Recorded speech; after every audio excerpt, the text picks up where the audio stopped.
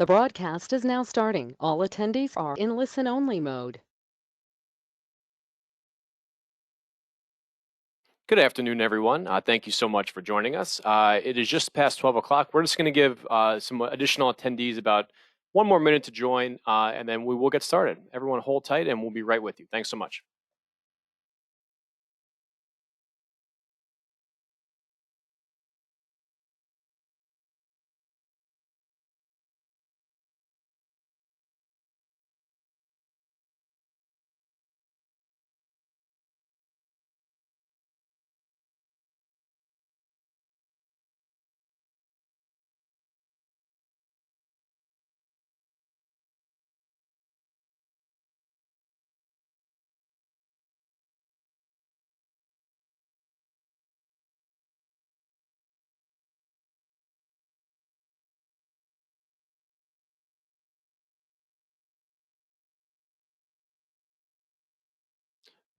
All right, good afternoon, everybody. Thank you so much for joining us for the 12 Point September webinar.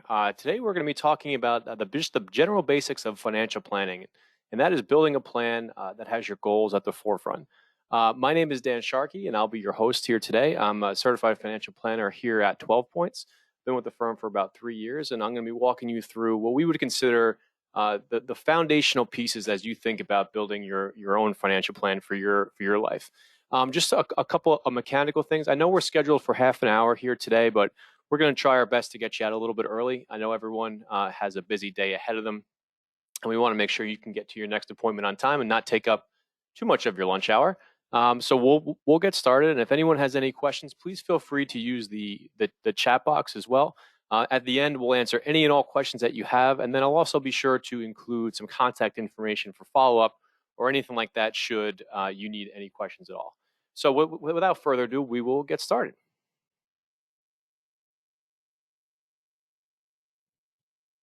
All right, so here's a little bit about my background. I've been with the firm for about 3 years, and as well as my contact information should any other future questions arise. Unfortunately, there's a picture of me. That's never a good look. But if anyone needs anything, you can always reach out to me directly once the webinar has concluded. Okay, so we're going to cover a lot of topics today, and there's going to be a lot of things that we're going to touch on, and we're really going to walk you through what the basics are. As you'll see towards the end, there's really no magic bullet to really creating a well-crafted financial plan, but what you can do is be very rigorous in your approach to what actually matters in your life and how you think about all these different pieces as they work through your financial plan. We're going to go over budgeting, as you can see on the screen right here first, but we're also going to talk about some of the core financial documents you should have, what your insurance should look like, what the basics of an estate plan should be, and then if there's any other further questions beyond those elements of your financial plan, we would strongly encourage you just to reach out to us. We're happy to have an additional consultation with anyone for whatever they may need, and we can walk you through what these particular components of financial planning, how they could impact your personal life for you and your family. So starting first with budgeting, which I know can be a very boring topic for most people, but I'm going to encourage you to think about it in a little bit of a different way from what you have historically thought about or what you've tried to do on your own. So what is important to do is create an awareness through the budgeting process, and that is really dictated by how you spend your money, what you spend your money on, and then what you're actively doing to achieve the goals that you have set forth for yourself. There is a strong belief that budgeting amongst a lot of our clients is like a financial diet, and that's what I'm here to dissuade you from viewing that as.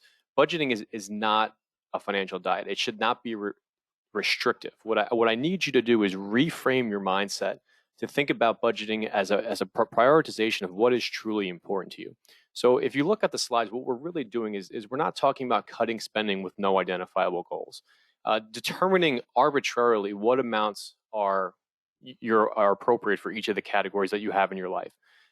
Being just absolutely guilt-ridden about enjoying your Starbucks latte in the morning. That is absolutely not what budgeting is supposed to be. If you enjoy that latte in the morning, then I would encourage you to keep doing it. Just be mindful of how that impacts other areas of your financial life. So before we actually get to restricting ourselves, the most important thing to do is really isolate what is important to you. Do I want to send my kids to college? How much of that do I want to cover? Do I want to take that vacation? How much am I currently saving to my retirement plan at work? Do I have an emergency fund? Am I saving appropriately for that new car that I want to buy next year? By isolating what's important to you, you're really able to determine what is the amount that you'll need to actually meaningfully move towards creating that goal. That subtle change in mindset allows you to commit to funding those goals first.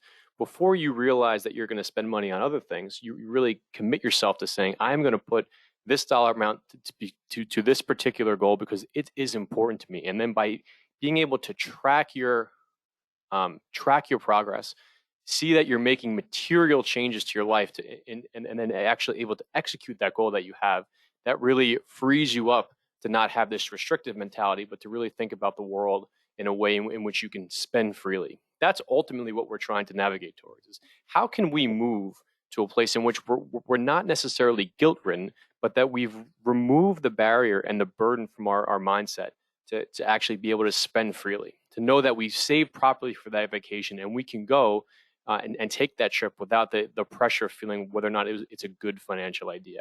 So what I really want you to do is rethink about the budgeting process, not in terms of how can I limit myself to save more money, but how do I prioritize what's really important to me to make sure that those goals become reality.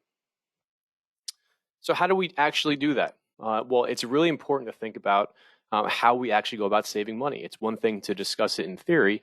It's quite another to actually put it into practice. So one trick that we always like to do for all you Patriot fans out there, of which I am not, but I'm stuck living in Boston, so it's kind of part of the territory, is you want to give every dollar a job. What does that mean? Well, it's really known as a $0 budget, and it's just a methodology to use that you can think about as you actually input and implement a budgeting strategy. So imagine in days when we actually dealt in cash, this would be a lot easier. Unfortunately, those days are long over. But imagine that you actually dealt in cash. And on your dining room table, there was envelopes for every expense in your life: retirement savings, cash reserves, mortgage, food, clothing, etc. And at the end of each pay period, when you were paid with this cash envelope, you had to fill every single dollar in an envelope on your table. Now, in those envelopes would be things like trip to the Bahamas, new leather jacket, new car, child's 529 plan. And at the end, you have zero money left in your hand. That's the way that we want to think about budgeting. We want to think about, how do I take all the dollars that are important to me and allocate them across all the different phases of my life? If you do that properly, what that'll do is that it funds the things that you've identified that are important to you. When you are sitting and sober-minded, it really allows you to say, okay, I'm going to commit this amount over, and that way you don't have anything left over. So when you do actually go to spend those dollars, they're perfectly allocated for, and nothing else in your life feels like you're suffering or that you're shortchanging it. It's a really kind of interesting way to trick yourself into saving more. This is the most important part of the budgeting process, the $0 budgeting and thinking about budgeting not as restrictive, but how you can actually save for the future is critical. But we want budgets to be forward-looking. So as you can kind of see on the screen, what starts off as a budget between a couple, perhaps you're dating, perhaps you're thoughtful of what life looks like today or what it has looked like in the past. But in order to reach the goals that you have, and in those moments of clarity, what's really important to you, you have to look at what your future is going to look like. Things like if you're starting a family, or adopting a dog, or buying a new car, or taking a trip, you have to think about what those expenses associated with what life will look like in the future. So understanding what daycare costs are going to be like, understanding what your new insurance payment is going to be, really thinking about what you want to accomplish going forward as opposed to what you have done in the past. Budgeting as a rear-looking exercise has tremendous limitations.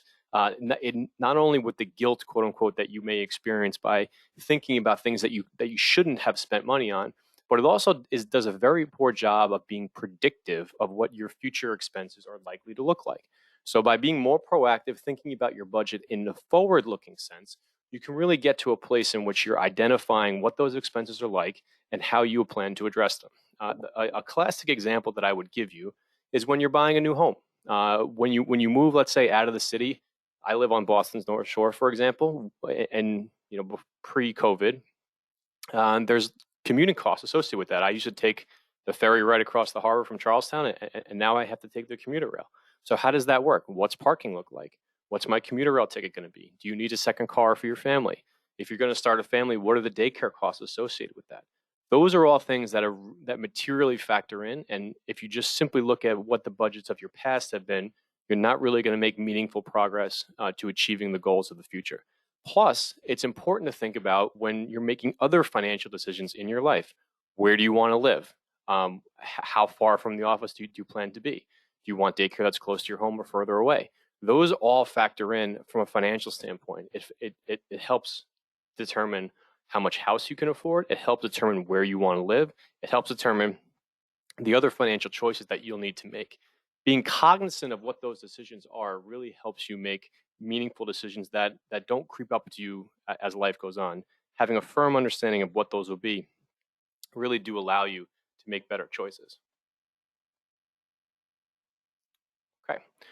So looking past budgeting, this is something that we find most of our clients and people that come meet with our firm, whether they're through some of our advisement on the 401k side or just other people who have found their way into our guidance, is a lack of an emergency fund, cash reserve, liquidity plan, whichever term you want to actually apply to it. There are a couple back of the envelope rules that I want to share, but what I really want to emphasize is that almost by definition, you're not going to know what is around the corner from an uncertainty standpoint. Nobody expected a global pandemic to shut down the economy. Nobody expected for workers in the service industry to be completely upended from what historically had been a pretty reliable stream of income. There's a whole host of things that we can't even begin to name that could potentially upend our lives, and the need for short-term liquidity or cash would be paramount. So I would encourage everyone, regardless of your income level or your wealth level, to really think about your cash reserves and establish what, quote unquote, an emergency fund. For back of the envelope general rules, what I would tell you is that if you're a single income household, you should have between 10 and 12 months of cash saved. That includes things like paying any debt service, your mortgage payment, basic utilities, daycare expenses, anything that you think that you will need to continue your way of life for up to a year, again, with this single income household. It's important to have that in cash. Now, why would you say that?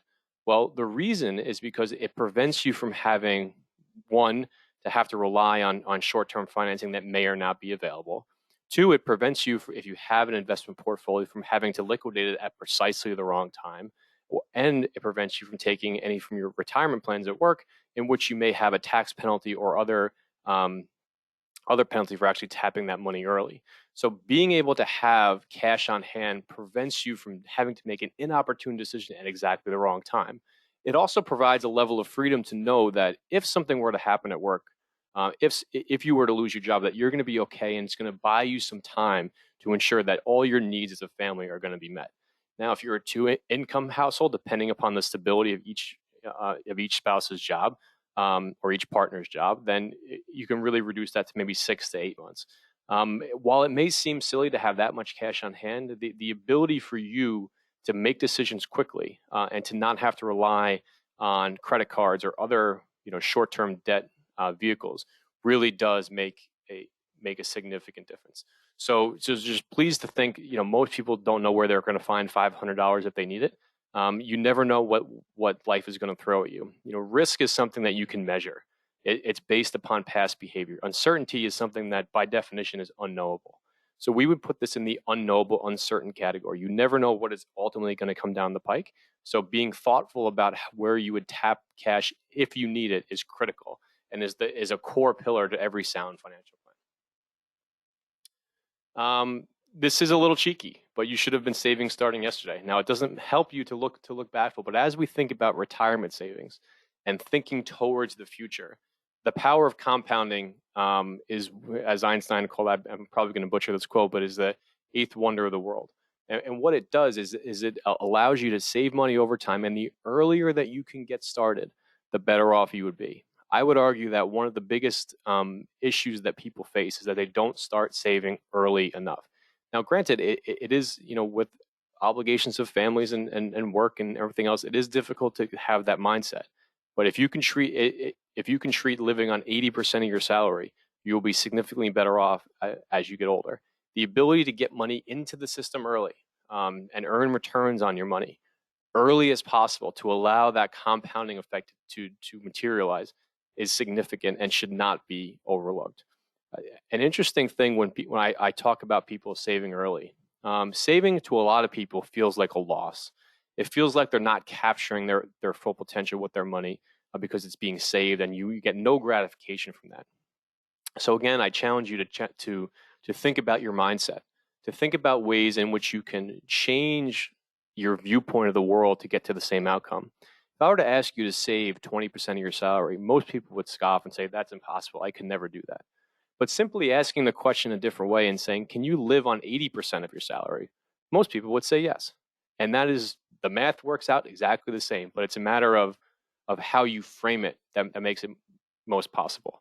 So really challenge your thinking in ways, and you'd be surprised how you can come up with it. Just speaking as a parent, and I'm not sure if we have any other parents with young kids who are currently on the line, but when you think about where was I ever going to come up with daycare payments, $2,500, $3,000, $3,500, depending upon how many children you have, where you live, what school they're in, etc. Most people would say there's never a chance in a million years that I could ever possibly afford that. But when the time comes, you make it work. And you need to have a similar mindset as you think about saving for your future. Okay, so we talked a little bit about budgeting and we talked a little bit about retirement savings. So now I want to talk a little bit about insurance, which admittedly is probably only right behind taxes in terms of someone's least favorite topic. And that's okay. The topic is critical because it encompasses a variety of different products and a variety of different ways that you need to begin to think about protecting yourself. No reasonable person, I should say, would ever take their home and leave that uninsured. And I want to begin to make you think about how you need to think about your current assets, whether that be assets you have currently or assets that are yet to be fully realized, such as your future income. So obviously the three main areas in which most people think are life, disability, and health. And I would argue that for a family or even for an individual, they're critical across all those areas. From a statistical measure, they're far more likely to be short-term disabled for at least a period of time than you are to die prematurely. And obviously your health insurance is critical in establishing your long-term financial health. So what I would say is you really need to understand where your exposures are. If, for example, let's go back to the budgeting example. If you're a single income household, well, what happens if that person gets sick? And from a disability standpoint, it's not simply I fell off the ladder at work, which is the classic example. Everyone thinks about the construction worker who threw his back out and can't work. Yeah, while that may be a character of the past, this also includes things like a cancer diagnosis, long-run COVID, any type of arthritis or issues. We see examples all the time in our practice about whether you're a doctor or a dentist or someone who works with their hands. For example, losing a feeling in your fingertip, being unable to hold an instrument. We had a client who was required to travel by plane for a large percentage of his employment. He developed an issue in which he couldn't sit in a plane seat for long periods of time. There's so many different things that are underrepresented by this industry that you really need to be cognizant of. So let's take it back to the example I just provided. You're a single income household.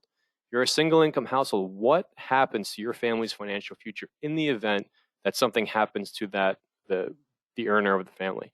Those are the conversations that you have to have and be mindful of what that is, what the outcome is likely. Now, most people don't own disability because it tends to be more expensive. But if I were to ask you, could you live on 98% of your salary? Most people would say yes. And your earning power as an individual is an asset and should be considered one. Especially if you're a high income earner, the ability for you to protect that earning stream for the foreseeable future is materially important. And it also shows, and you can highlight, and we'd be able to highlight this for you, what the impact of a detriment to those earnings would be on your future goals. So make sure you keep that in mind as you think about all these other areas. Yeah, the other thing that we would say is the importance of understanding what you own personally versus what is provided by your employer.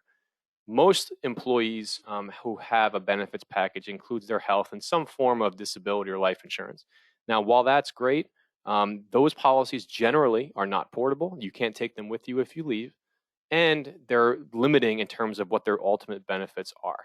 So I would really encourage you to really understand what is available to you, what the tax consequences are, and speak to a professional to make sure that you're properly covered. Healthcare planning. This was the last bullet we listed on the last page, but it's a critical component of what we are in the future. Seeing your primary care doctor more regularly prevents illnesses from developing over time. Ensuring that you're utilizing each benefit that is provided to you by your employer plan is critical to leave nothing else on the table. One point I will want to emphasize is a lot of those benefits are annually based, meaning you get one appointment per year. You don't get to carry them over or anything like that in the future. So please utilize what is actually given to you. Understand if you have a health savings account or the type of plan that you have, really understand what that means. Talk to a professional about how you can utilize some strategies to potentially put yourself in a better financial position as you go forward. COVID planning. I mean, we don't need to be reminded of what's going on in the world right now, but just being thoughtful about what your employer is offering, what the benefits are, and how you can be probably take advantage of those is really critical. Reviewing your healthcare plan annually. It goes without saying that plans change often, and you want to be mindful of what those little changes are year to year. Utilize your provider. Most everyone who has a health plan through their employer has a service that you, whether it's, for example, Massachusetts, whether it's Tufts Health Plan or United Health or Aetna or Leahy, there are people you can call to really understand what's at your disposal. So ensure that you're really understanding the depths of these plans. If you have a young family, I know kids going to the pediatrician is often a huge cost. So really try to understand what each doctor visit is likely to cost you. Try to understand how many times you plan to go and what the benefit is to you to have a higher cost plan on a monthly basis versus having to come out of pocket. Those details ultimately do matter and are an important point as you go forward.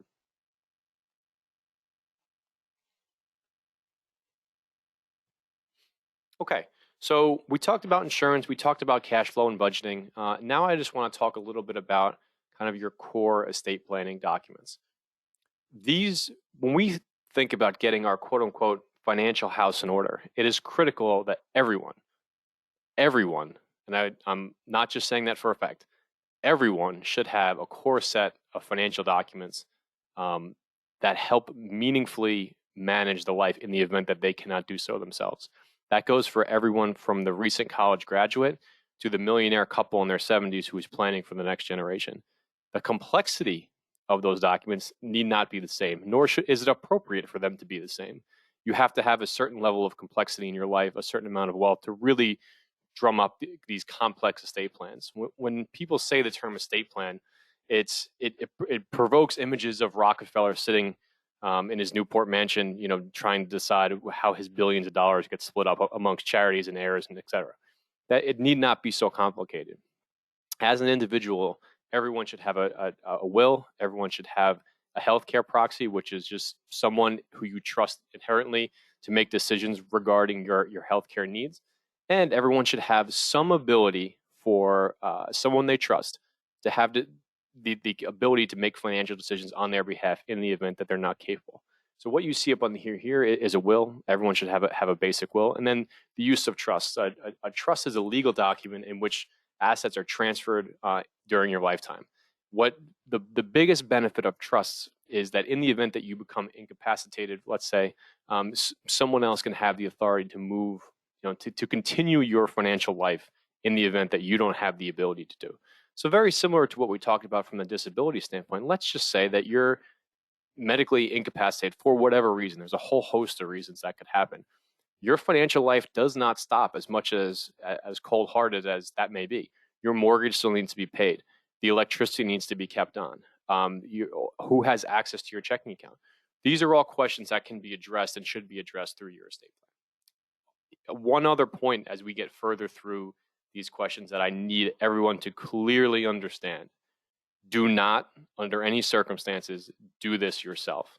No legal Zoom, no, well, my friend told me to go online and do this. That is the worst idea you could possibly have. And I promise you that the documents that would be created through that medium would be worse than a qualified professional. You can shop around from estate planning attorneys. There are, depending on where you live, there's probably one right in town. And they're, for a basic set of documents, it's not going to cost you an arm and a leg necessarily. But please, please, please do not do this on your own. It would be akin to trying to wire your house by yourself, or to do some complex plumbing or pouring your own concrete. Unless you have a trained ability to do this, doing them yourselves is the worst thing you could possibly do. So please, if you do anything else, don't do that. I promise you that it'll be money well spent to have a qualified, trained professional create that information for you. Okay, so living trust, aka revocable trust. This is what I was referring to a second ago, that we would recommend, almost everyone have, if you can. A revocable trust is simply a vehicle that kicks into place in the event that something happens to you. So while you are alive, a revocable trust is you are the trust. You can remove it at any time, hence the term revocable. And it provides during your lifetime and after death, the management of your assets in the event that you cannot do so yourself, either through your incapacitation or your passing. For those who have, who are closer to the end than to the beginning, it's a great vehicle because it allows for the avoidance of probate. It allows you a great way to plan for the future and to manage your wealth in the event of any incapacitation. The cons, I would say, they're just more expensive. You really have to have them created and they have to be funded, meaning that your assets actually have to be in the name of your trust. So your checkbook, instead of saying Daniel Sharkey, it would say the Daniel Sharkey Irrevocable Trust. So it's more expensive to create than a will, and it actually has to be funded. A trust is a vehicle that is useless unless it actually contains assets. So it's something that's important to think of, and that a qualified trust and estate attorney could provide all that guidance that you would need. Irrevocable trust is more of a complex estate planning topic, so we're just going to touch on it briefly. Essentially, it's a way for you to pass on assets to a future generation, or to limit any type of estate tax burden that may exist. So essentially, you would gift these the ownership of your assets into this trust that would be for beneficiaries in the future. There's a whole slew of avenues in which you can go down in this topic, but just know that it's generally used in more complex estate planning. And there are several pros in terms of minimizing estate taxes, minimizing tax liabilities. But it really is far more complex than we have time to cover today. But all to know what a revocable trust is usually to limit an estate tax burden. And it's something that should be considered if you have a higher net worth. Wills, I think we already talked about. Will is probably the most common estate planning vehicle that you're ever going to use. It really defines how you would like your property distributed upon your death. There are several requirements in the state of Massachusetts. It has to be a written document. You have to be of the age 18 years old. It has to be signed by at least 2 witnesses. You have to be quote unquote of sound mind. So deathbed wills are not legally binding. So there's a lot of things to consider when doing, but everyone should have a basic will. I'm going to spend just a minute on this topic. I think we're almost right on time at the 12:30 mark. We in this profession, I try to tell this to all of my clients as when I sit with them and go over some of the issues that they're having and how we might be able to help. One aspect of financial planning that I really want to stress is that there's absolutely no magic bullet. There is no secret. There is no secret sauce that we as financial planners and investment professionals have that we're just keeping to ourselves. Yes, there are technical elements, as we just saw with the wills and trust and estate planning and your insurance profile. These are all the quote unquote tools of the trade that we utilize to implement our clients' goals and values and wishes. But there's no magic bullet. There's no secret sauce. A lot of successful financial plans are strictly derived from hard work, discipline, and an ability to look beyond what's happening right in front of you to what could be or what you want to be. So what I would urge all of you is that you need to have this done, but know that it is going to take some effort. You have to be focused on what you actually want to achieve. And and utilizing a professional for their guidance, for their advice, for their counsel in moments of stress is something that I think is well worth it. I have a quote from John Wooden here. It says, "Do not let what you cannot do interfere with what you can do." You cannot control what the stock market does. You cannot control the uncertain life's events, such as a pandemic or someone's cancer diagnosis or the birth of a child. Those are things that are hard to plan for. But what you can control is how you respond to those activities, what you do in preparation for those events, and how you properly set up your financial life so that you're able to make course corrections along the way when life inevitably throws a curveball your way. Nothing ever goes as planned or as you have it set up in your mind, but when you have a framework to work within, the outcomes that you reach as a person, as a family, as a measure of what you hope for society are infinitely better off than when you go into it without a plan. So I would encourage all of you, no magic bullet. You're not going to, there's no book I can give you that's going to give you all the solutions, and there's no one thing you can do.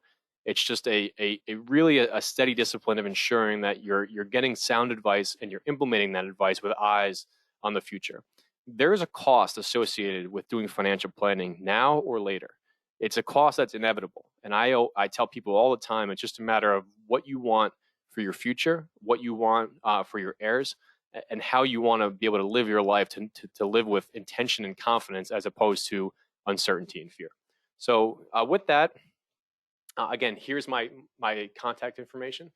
If we can help, please give us a call. We have no fee for any consultations. We're happy to spend as much time as we can with you to answer any of your questions as it relates to doing this personally. But I would encourage all of you, whether it's with us, whether it's with someone else, please do seek advice. There is no guarantee of future results in anything that we do, but the outcomes that clients reach by having a voice of counsel and having someone to offer sound advice in times of stress I think is truly invaluable. So with that, I'm just going to answer a couple of questions. We had a couple come in before the start. One question from Dave is, how do I get started? Well, the first thing I would say as an advisor is it really determine if you want to try to do it yourself or if you want to work with someone.